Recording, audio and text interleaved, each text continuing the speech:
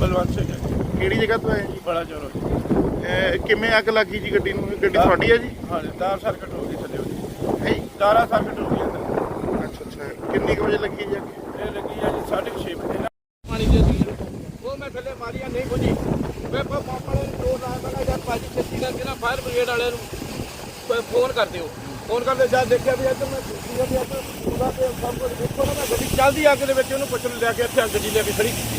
ਇਹ ਕਹਿੰਦੇ ਡੱਗ ਤੇ ਲੈ ਜਾਓ ਜਨ ਤੋਂ ਮੇਰੇ ਤੱਕ ਛੇਕ ਪੈ ਗਿਆ ਤਾਂ